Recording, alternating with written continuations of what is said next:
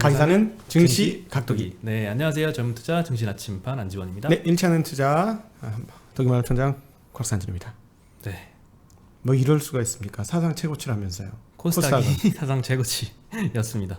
하락 종목이 훨씬 많아요. 네, 뭐 최근 며칠 전에 사상 최고치 찍었던 거에서 1포인트도 차이가 안 나는 것 같아요. 도탄의 사상 최고치. 네, 약간 이렇게. 좀 어이없는 느껴지지 않는 사상 최고치였고요.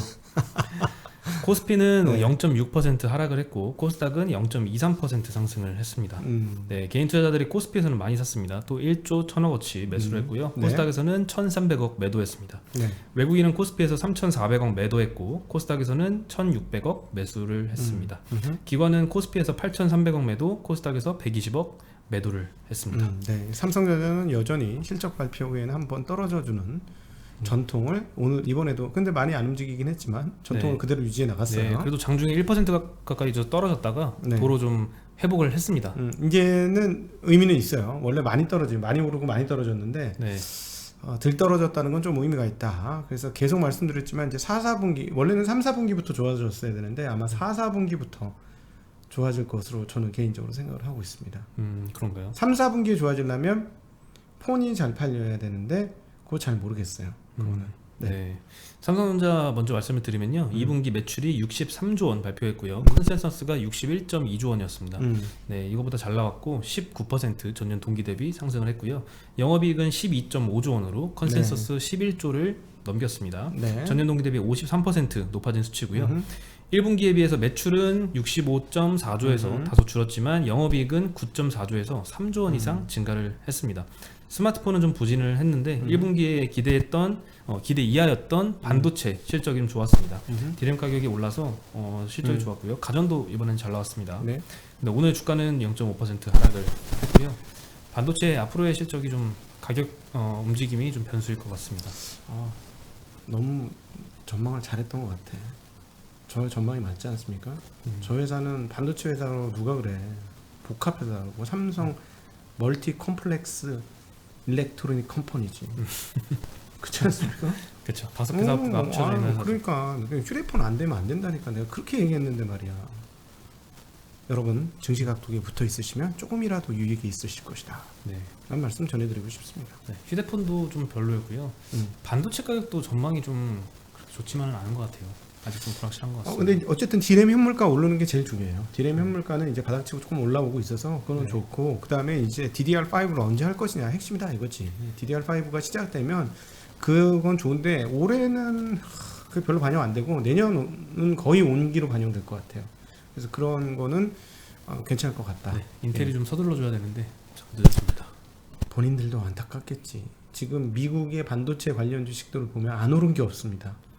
안 오른 게 없는데, 그리고 라인 증설이 정말 어마무시하거든요. 그러니까 이해가 돼. 정말 애널리스트들 입장에서는 아니 자기네가 본 적 없는 사상 유례 없는 라인 증설인데 반도체 호황이다라고 얘기 당연히 하지. 그러니까 삼성전자 좋을 거야라고 얘기하지만 그거는 반도체의 생각이고 휴대폰은 전혀 다른 상황이거든요. 그래서 그것까지 근데 뭐 그렇게 따지면 왜 하이닉스 왜 안 올라 하는데. 지금 결국은 현물가 올라주고 그다음 추가적인 알파가 붙어야 되니까 인텔이 돼야 되겠죠. 그러니까 인텔은 그 상황에서 주가 하나도 못 오른 칩 주식 중에 하나예요. 그렇죠. 거의 유일한 수준의 대형 칩 회사들 중에 유일하게 못 올랐어요. 상반기 올랐던 거 다 빠졌죠. 그리고 이번에 누구죠? 사장님 바뀌면서 기대감으로 올랐던 것도 싹 빠졌어요. 그렇죠. 근데 이번에는 진짜 10나노를 해준다면 오케이.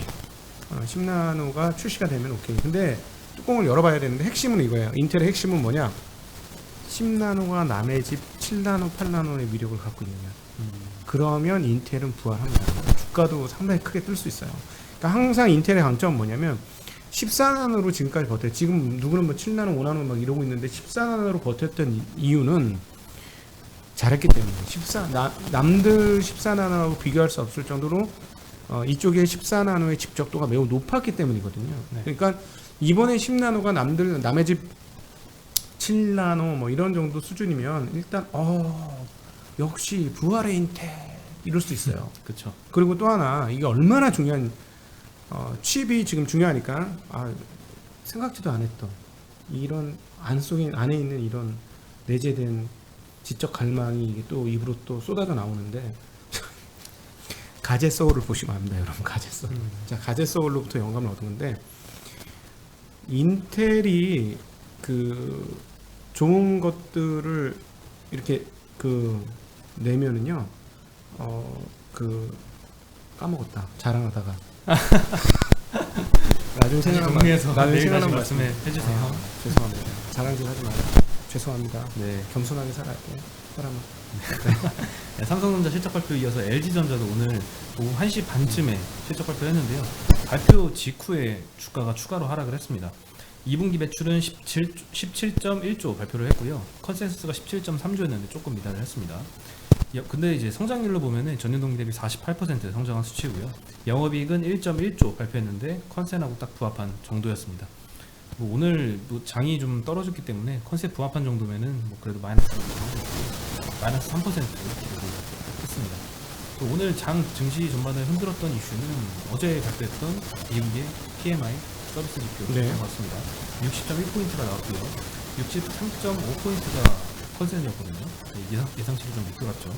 전월 수치는 64포인트였는데 이것도 하회를 했고요. 네, 경기 회복 모멘텀이 약해지면서 안전자산 선호 현상으로 채권금리는 또 하락세를 보였습니다. 50포인트 이상이면 그래도 회복이 되고 있는 거잖아요. 강세입니다. 사상 최고치에서 떨어져 밀렸을 뿐이에요. 네, 회복이 되고 있는 건 맞는데 이제 회복세는 지속이 되지만 이 원자재 가격 상승도 있었고 공급망도 차질이었고 지금 구입난도 진행이 되고 있어서 이 회복이 좀 속도가 좀 느려지는 모습이고요, 예상보다는. KB증권 애널리스트에 따르면 경기 회복 모멘텀 약화로 미국채 10년물 금리가 추가로 1.3%까지 하락할 수 있다고 전망을 했는데 지금 좀 전에 수치는 1.36% 정도입니다. 추가로 더 하락할 것으로 전망을 했고요. 경기 회복 모멘텀이 약화됐다는 말은 저는 동의를 못하겠네요. 그건 아니에요. 제가 보기에는. 왜냐하면 사상 최고치에서 살짝 밀렸다고 이게 어떻게 경기 회복 모멘텀이 없어. 그건 아니지.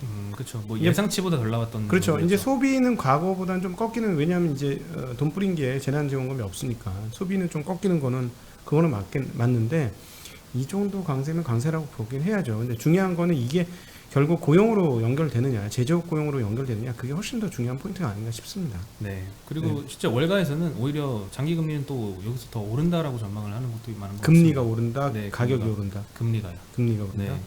반응할 거라는 거죠. 많이 너무 많이 내려왔지 지금. 네. 1.3. 1.4. 야. 실질 금리 지금 마이너스 1% 정도. 네, 그렇죠. 네. 네, 그래서 오늘 어쨌든 10년물 금리 하락 때문에 성장주가 강세를 보였고요. 카카오와 네이버는 또 2% 가까이 상승을 했습니다. 반면에 이제 금융주, 은행, 증권, 보험주들은 하락을 했고요. 코로나 신규 확진자가 또 1,200명을 돌파를 했습니다. 끔찍합니다. 지금 여의도 빵빵 터져 난리 났습니다. 어저께 사실 리오프닝주가 좋았잖아요. 네. 그래서 이제 반등 시작하나 했는데 또 갑자기 어제 오후 6시 기준으로 1,000명 넘었다 이런 속보가 들리면서 네. 1,200명을 돌파했다라고 소식이 들렸고요. 조심하셔야, 진짜 조심해야 될 것 같아요. 이번에는 곳곳에 시한폭탄이야. 네, 이제는 좀 주변에서도 사례가 좀 많이 들리더라고요. 예. 이거 주사를 맞았으면은 그 예를 들어 아주 심각한 단계로 또 진행이 덜 된다고 하더라고요. 네. 그래서 그런 데인데 저같이 백신 안 맞는 사람은 계속 조심하셔야 될 것 같습니다. 네, 그래서 수도권에서 또 역대 최다 확진자가 발생을 했고요. 진단키트주, 백신 관련주 다시 강세를 보였고요. 네. 여행 항공주는 또 하루 만에 약세를 보였습니다. 네, 언택들이 강세였죠? 네, 오늘 시젠 14% 올랐고요. 알서포트, 이거는 원격 근무 지원하는 서비스를 네. 제공하는 업체인데요. 12% 상승했고요. 그리고 택배 수요가 다시 올라갈 거다라는 전망에 골판지 만드는 대형 포장이 또 상한가를 갔고요. 기타 영풍 제지도 24%, 테림 포장도 10% 상승을 했고요. 네, 신풍제지도 엄청 올랐어요. 예, 그렇죠. 제가 그러니까 요즘 풍풍거려야 되는데 신풍 제약에 이어서 신풍, 예, 신풍 제지, 제지도 또 네, 변동성이 신풍, 커졌네요. 영풍, 신풍, 뭐 저도 각상풍으로 이름을 바꿀까? 그럼 풍풍 올라갈래요? 풍상주는 어떤가요? 풍상주. 네. 네, 그 유바이올로직스라는 기업이 있는데요. 코로나 백신 6호백이라는 걸 만들고 있습니다. 지금 임상 1, 2상 시험 계획을 식약처에서 승인을 했다는 소식이 어제 나왔고요. 오늘 8% 상승을 했습니다. 하나투어 오늘 4% 하락했고요. 모두투어 2.5% 하락, 네. 제주항공 2.5% 하락, 진에어 3% 하락, 티웨이항공 3.5% 하락, 대한항공 2.3% 하락을 했습니다. 네, 생각났습니다. 인텔 얘기해드릴까요? 네, 얘기해 주시죠. 정말 죄송합니다. 겸손하게 살겠습니다. 까불지 않고 또 까불다 망한 케이스인데 얼마나 까불다 많이 망했는데 또 까불다가 또 어쨌든 이거예요. 지금 그 판도가 인텔에서 모든 게 떠나고 있다라고 많은 사람들이 생각하죠. 근데 이번에 10나노하고 그 다음번 버전에서 얼마나 중요하냐면 지금 그러니까 독자 노선을 다 가잖아요. 그러니까 자기네 자체 뭐 암이나 이런 암 기반이나 그런 옆에서 도와주는 애들이 있으니까 애플 실리콘, 구글 실리콘 뭐 이런 식으로 막 가잖아요. 네. 그 다음에 이제 뭐 테슬라는 자기네 자체 AI 칩 또는 그 CPU 같은 거, 그러니까 AI 그걸 뭐라 그래? AP 칩이라고 하죠. 이런 것들을 하고 막 다 이렇게 하는데 만약에 인텔이 이번에 딱 맞는데 와 역시 인텔 이렇게 되면 어떻게 될까요? 다시 회귀할 수 있습니다. 그러겠죠. 예전에도 그랬습니다. 애플이 따로 이렇게 쓰다가 IBM인 걸 쓰다가 독자적으로 쓰려고 막 하다가 인텔 게 효율이 훨씬 좋은 거야. 다시 인텔로 넘어간 거죠. 근데 뭐 이번에는 그때하고는 좀 비교는 할 수 없죠. 애플이나 구글이나 완전 초거인이기 때문에 엄청난 돈을 때려박아가지고 자기네 고유 걸 만들 수 있고 실제로 지금 애플 같은 경우 M1 칩이 상당한 성공작이에요. 네, 그렇죠. 완전 토탈리하게 모든 걸 묶어버리는데 하드웨어까지 소프트웨어 하드웨어의 결정체를 만들어서 굉장히 뛰어난 거는 뭐 사실이긴 한데요. 그러나 인텔이 훨씬 더 효율적인 것을 만들어낸다면 또 전혀 상황은 다르죠. 그러나 이제 한계가 하나 있습니다. 뭐냐면 X86 진영과 그 ARM 진영과의 차이에서 가장 큰 차이는 뭐냐면 발열 문제의 차이예요. 네. X86이 성능이 좋다라는 건 잘 알고 있는데 ARM 진영의 강점은 발열을 잘 잡았어요. 그래서 이번에 사실 그 애플 M1 칩에서 화들짝 놀라는 건 뭐냐면 열이 안 나. 팬이 없어. 그래서 소리가 좋은 거야. 우리 그거 쓰면 막 팬 소리가 시끄럽죠. 그죠. 네. 그게 없어요. 그래서 그런 것까지 따라잡는 정도 수준의 기술력을 보여준다면, 선사해 준다면 애플 부활 신호탄이 되면서 인텔의 부활 신호탄이 되면서 이쪽 CPU 진영을 바꾸게 되는데 그렇게 된다면 좋죠. CPU가 자꾸 바뀌면 좋아. 메모리 업체들 네. 자꾸 바뀌어야 돼. 계속 갖다 붙여서 써야 되니까. 네. 그렇습니다. 이 말씀 드리려고 까불다. 좋은 말씀 감사합니다. 네. 할만했나요? 좋습니다. 네. 네, 다행히 하루도 안 돼서 기억을 해주셔서 감사합니다. 다행입니다. 혹시나 이렇게 하다가 좀 못하면 좀 제발 좀 자중하시죠. 그만 좀 하세요. 이런 얘기 꼭 해주세요. 잘라드리겠습니다. 네, 잘라주십시오. 네, 제어가 안 돼. 네. 그렇죠. 그렇죠. 죄송합니다. 네. 이마트 소식인데요. 네, 성수동 본사가 있습니다. 네. 요거를 이제 매각을 한다고 합니다. 이 건물을 1조 원 정도를 조달을 할 예정이고요. 이베이 코리아 지분 80%를 3.4조 원에 인수를 하기로 했죠. 이 결정을 한 직후에 이 부동산 매각 논의가 빠르게 진행이 됐고요. 성수동 재개발 호재가 있는 현 시점이 매각 적기다라고 판단을 했다고 알려졌습니다. 네. 무엇보다 기존 한국의 유통업이 부동산 자산을 통해서 큰 돈을 벌었잖아요.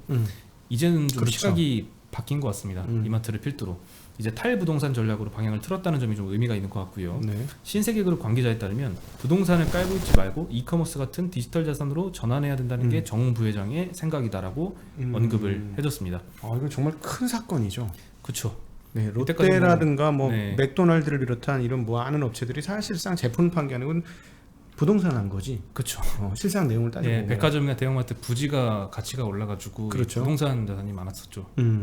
실제 재무제표에서도 뭐 유형자산이나 이제 투자부동산은 그 똑같은 토지지만 임대로 활용을 하는 게 투자부동산이거든요. 네. 요게 이제 자산을 차지하는 비중이 굉장히 컸거든요.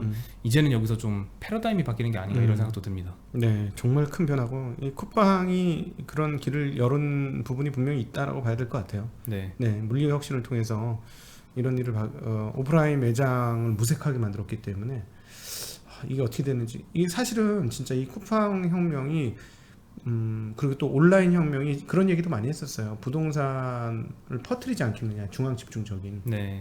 근데 그거는 실패했죠. 그런 그쵸. 예상은 아니야. 왜 그럴까요? 그것보다는 유동성 늘어난 효과가 훨씬 더 커서 그런 거 아닐까요? 물론 유동성이 늘어나서 그런데 저는 사람은 무리지어 사는, 개도 무리지어 살지만 사람도 무리지어 사는 존재라서 그런 게 아닌가. 사회적 동물이라서 네, 네, 그렇습니다. 사회적, 아주 격조 있게 표현해 많습니다. 네, 네, 그렇습니다. 소셜 아이덴티티를 가져야만 존재하는 존재이기 때문에. 예, 그렇죠. 네. 네, 그리고 쿠팡 관련된 소식이 연이어서 나오겠는데요. 물류센터가 화재가 났었죠. 굉장히 그렇죠. 슬픈 일이었었는데요. 이 때문에 보험사의 부담금이 한 3,600억 원 정도 예상이 됩니다. 화재가 발생한 덕평 물류센터는 어디에 보험을 들었냐면 DB손해보험, KB손보, 롯데손보, 흥국화재 이 네 회사가 공동으로 인수를 한 재산 종합보험 형태고요. 인수비율은 DB손보가 60%, KB손보가 23%, 롯데손보 15%, 흥국화재 2%였습니다. 근데 이제 보험사들은 총 가입 금액이 한 4천억 정도 되는데요. 네. 여기서 해외 재보험사를 통해서 70%가 넘는 2,800억 정도의 재보험을 가입을 했습니다. 네. 보험회사가 이 위험 부담을 다 떠안기 싫어서 재보험사한테 또 보험을 가입을 한 거죠. 재보험은 보험사의 보험사죠. 네, 보험사의 보험사고요. 그러면 제일 여기서 손실이 커지는 거는 그 2,800억치의 보험을 들어준 해외 재보험사가 되겠죠. 그래서 결국 국내 보험사 4곳과 그다음에 국내 재보험사도 있습니다. 뭐 코리안리, 메리츠 화재, 농협 손보인데요. 이 7곳 총 손실액이 한 800억 정도 수준입니다. 네, 많이 떠넘겼네요. 네, 그만큼 해외 재보험사가 한테 많이 떠넘겼습니다. 네, 이 재보험 가입을 그래도 가장 적게 한 롯데손보가 한 270억 정도 손해가 날 것이라고 예상이 되고요. KB손보도 200억 이상 손실이 날 예정이라고 합니다. 네. 물론 쿠팡도 가입 부담금이 한 10% 있기 때문에 한 400억 정도 손실이 예상이 됩니다. 네. 오늘 뭐 이 소식 때문만은 아니고 뭐 금리가 떨어진 영향도 있겠지만 보험주들이 오늘 좀 주가가 떨어졌고요. 네. 흥국화재가 3% 하락, 롯데손보가 1.75% 하락, DB손보가 1% 하락을 했습니다. 네. 다음으로 이제 배터리 소식인데요. 네. 동아일보에서 단독 보도가 나왔습니다. 삼성 SDI가 3조 원대 미국 공장 건설을 추진을 한다라는 소식입니다. 올해 1월 달에 피아트 크라이슬러 그리고 푸조 시트로엔 그룹 이 두 개가 합병을 했습니다. 네. 그래서 탄생한 미국 3위의 완성차 업체 스탈렌티스가 탄생을 했고요. 이 삼성 SDI가 이 스텔란티스와 합작을 해서 공장을 설립 논의 중이다라는 보도였습니다. 네. 스텔란티스는 이미 삼성 SDI의 세 번째 주요 고객입니다. BMW, 폭스바겐 그 다음이죠. 2025년부터는 신차를 모두 전기차로 내놓을 계획을 이미 밝힌 바가 있고요. 이런 합작사가 이미 두 사례가 더 있었죠. LG 에너지 솔루션과 미국 1위 GM, GM. 네. 네, 그리고 네. SK이노베이션과 미국 2위 포드. 이번에 삼성 SDI도 한미 배터리 동맹이 임박한 상황이라고 보이고요. 이렇게 막 자꾸 연합하는 이유는 바이든 정부가 자꾸 요구를 해서이겠죠. 최종 합의를 한다면 미국의 공장 건설을 할 거는 이제 30기가와트시 규모의 공장이라고 하고요. 네. 전기차 한 대당 배터리 수요가 70kW다라고 가정을 하면 약 43만 대 납품할 수 있는 엄청난 물량입니다. LG 에너지 솔루션의 합작 공장은 오하이오주와 테네시주에 각각 35기가와트 규모로 공장 건설하고 있고요. SK이노베이션 합작 공장은 5월 달에 60기가와트 규모로 건설할 계획을 밝혔습니다. 네. LG화학은 SK이노베이션하고 오늘 좀 하락을 했거든요. 특히 이제 유가가 좀 도로 좀 빠져서 SK이노베이션은 조금 더 빠져서 1.6% 하락을 했는데요. 네. 이 가운데 삼성 SDI는 0.3% 소폭 상승을 해서 마감을 했고요. SKI테크놀로지 LNF는 3%, 4.7%씩 상승을 했습니다. 이건 굉장히 큰 뉴스입니다. 왜 그러냐면 삼성 SDI는 1조대 이상을 2조 근처까지는 하지만은 대부분 다 1조대 그게 맥스였어요. 투자가요. 예, 네. 투자가 그렇게 많이 한 회사가 절대 아니었거든요. 그리고 상당히 보수적인 스탠스를 그대로 가지고 있었고 네. 도대체 얘는 뭐 하는 거야 할 정도로 돌다리도 두들겨보는 그런 개념의 회사였습니다. 근데 네. 이런 회사가 지금 2조까지는 할 거라고 봤었어요. 2조. 근데 지금 3조 얘기가 나온 거잖아요. 네. 굉장히 큰 사건이죠. 그렇죠. 근데 이게 뭐 공시로 나온 게 아니라 그 동아일보 단독 보도로 나왔기 때문에 이게 정말 사실이라면 굉장히 큰 뉴스일 것 같습니다. 왜냐하면 이렇게 뭐라 그럴까 정확한 표현은 아니지만 그 동안의 행태로 봐서는 가장 보수적이었던 기업조차도 가장 공격적인 투자를 할 수밖에 없는 시장 상황이 펼쳐졌다. 그렇죠. 예, 이게 중요한 포인트라는 겁니다. 그래서 지금 어떤 식으로든지 내연기관들이 뭔가 위기를 상당히 느끼고 있고 준비를 하고 있다라는 것인데 그럼에도 불구하고 이제 이거를 했다라는 건 25년까지 대응이 잘 안 될 거라는 의미기도 또 해요. 그렇죠? 지금 공장 지어가지고 언제 만들어가지고 언제 붙여? 네. 그렇죠. 최소한 2년에서 3년 더 걸릴 거잖아. 네. 그럼 3년 더 걸리면 2024년이에요. 그러면 그때 양산 시작하면 그때 뭐 바로 뭐 100만 대 시작하는 건 아니잖아요. 그렇죠. 그리고 지금 하는 것도 그 정도 100만 대를 준비하는 게 또 아니지 않습니까? 그렇죠. 그러니까 빨리 준비했으면 좋겠습니다. 제가 보기에는. 제가 갑자기 위기감이 많이 느껴져요. 지금 자동차 회사들 우리나라는 그나마 잘했지만 많이 퇴출되겠구나 자동차 회사들 이런 생각이 이런 정도의 속도로 하면 많이 퇴출되겠구나 결국은. 네. 무섭습니다. 제가 나중에 우리 저기 한번 저기한테 연락해갖고 테슬라 한번 타보면서 투자자로서 느끼는 테슬라를 한번 찍어볼까요? 브이로그 한번 찍어볼까요? 브이로그 찍어볼까요? 그 느낌 같은 거? 그래 보시죠. 한번 해보시죠. 네. 네, 주말에 한번. 알겠습니다. 네, 그 어디 멀리 우리 저기 자동차 회사들처럼 와인딩 같은 거 있잖아. 돌아다니면서 끽 하면서 타는 거 있잖아. 가기사네. 가기사네 막 이러면서 타이어 하나 다 조지면서 막 이러면서 순간 가속 픽 하고 또 그 정지 이런 거. 그런 거 하자고요? 네. 네. 한번 해보세요. 투자자로서 느끼는 자동차의 어떤 실질적인 감성. 오늘 우리 자동차 보고 오지 않았습니까? 아, 네, 그렇죠. 시동이 안 걸리더만. 시동을 안 걸어주더만. 네, 1층에 현대차 매장이 생겨서 네. 잠깐 구경 갔다 왔는데 저는 네. 그때 시동이 안 걸렸습니다. 제 소감, 가죽 참 좋다. 이게 제 소감이었습니다. 제가 타는 차에서 느낄 수 없는 그런 가죽의 냄새가 났어요. 네. 그 굉장히 넓더라고요. 아이오닉이. 네. 네. 그리고 배터리 소재회사 소식이 또 하나 나왔는데요. 첨보라는 기업이 5천억 원 시설 투자를 해서 전해질 점유율 1위를 목표로 한다라고 밝혔고요. 첨보는 새만금 산단에 2차 전지 전해질 제조 공장 건립을 위한 MOU를 체결을 했다라고 발표를 했습니다. 네. 자회사인 첨보 BLS를 통해서 5만 평 부지에 2023년까지 2,200억 정도를 투자를 하고요. 네. 2026년까지 3천억 정도를 투자를 할 예정이라고 합니다. 와. 연간 2만 톤 규모이고요. 연매출은 1조 원 이상을 창출하는 공장을 건설할 계획이라고 밝히면서 오늘 이런 장에도 첨보는 9% 넘게 상승을 했습니다. 이 회사가 3년 전에 IR 같은 저희 같은 중소기업 이쪽에 저쪽 IR 담당자 그렇게 얘기했어요.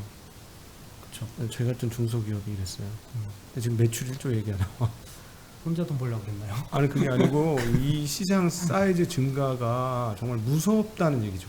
IR 담당자도 예측을 못할 만큼 그러니까 그러니까 자기네가 분명히 중소기업 맞거든. 조그만 회사 물론 이제 기술 도입을 해서 이렇게 크게 된 건데 조그만 회사였는데 자기네들도 이렇게 빠르게 클 거라고 상상 못했을 거예요. 저도 2000 몇 년 전에 첨보 처음 상장할 때 이 회사를 한번 봤거든요. 네. 근데 2차 전지주라고 하기에는 2차 전지 쪽 매출이 굉장히 작았어요. 20몇 프로? 10몇 프로? 이 정도밖에 안 됐거든요. 네. 그래서 좀 무시를 하고 있었는데 네. 그 뒤로 엄청난 상승세가 그러니까 보였죠. 이게 중요한 게 뭐예요? 여러분 투자하실 때 그 여러 가지 방법 중에 한 개만 말씀드릴게요. 산업 성장하는 쪽에 들어가시는 게 좋습니다. 섹터가 성장하는 예, 그거를 하면 약간 실수를 해도 유리하죠. 좀 실수를 해도 운이 좋을 수 있어요. 그런 게 참 중요하긴 한 것 같습니다. 이 성장주 투자가 바로 이런 거잖아. 성장하는 그렇죠. 섹터에 머물러 있는 거냐 말 거지냐. 네. 그렇습니다. 그리고 제가 좀 오늘 좀 독특한 소식이어서 가져왔는데요. 네. 비트코인 하락 때문에 테슬라가 2분기에 최대 1억 달러 손실을 찍을 수 있다. CNBC 보도가 나왔습니다. 테슬라는 이제 비트코인 하락 영향으로 2분기에 2,500만 달러에서 최대 1억 달러 사이의 손실을 기록할 것이라고 보도를 했는데요. 네. 테슬라가 2월 달에 이제 비트코인을 샀다라고 발표를 했고요. 한 15억 달러 정도 투자를 했다라고 밝혔습니다. 네. 처음 투자 시점보다는 지금 비트코인이 고점 대비해서 좀 떨어졌지만 그래도 마이너스는 아니거든요. 네, 한 3만 달러 내외선이라고 해서 이야기했습니다. 예, 근데 조금 특이한 게 이게 무기명 무형 자산으로 분류가 되어 있어서 자산 가치가 매입가보다 일시적으로라도 낮아지면 이를 비용으로 반영을 해야 됩니다. 그래서 손실로 이제 재무제표에 계상을 해야 되고요. 반대로 가격이 반등한다고 해서 이익으로 반영하지는 또 않는다고 합니다. 네. 네. 그래서 그때는 이제 올랐을 경우에는 매각을 해야 그때야. 지난번에 저도 방문했었죠. 네. 그래서 2분기에는 아무래도 좀 손실을 기록하지 않을까. 근데 뭐 현금으로는 좋아.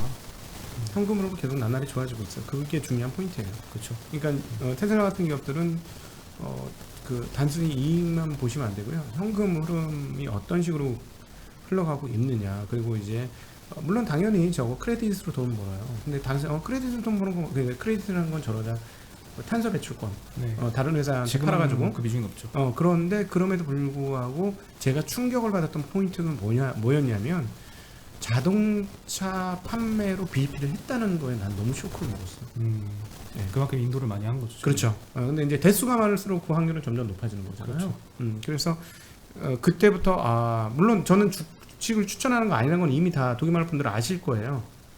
제가 200달러에도 비싸다고 안 샀던 사람이야. 지금 사겠습니까? 못 사죠.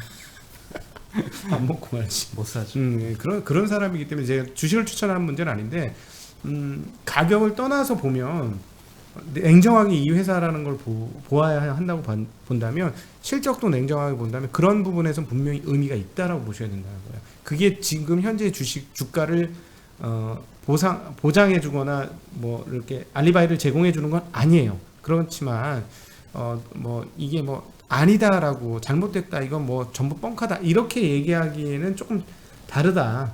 성장하고 있는 거는 분명히 맞다라고 표현하는 게 맞을 것 같습니다. 네. 네.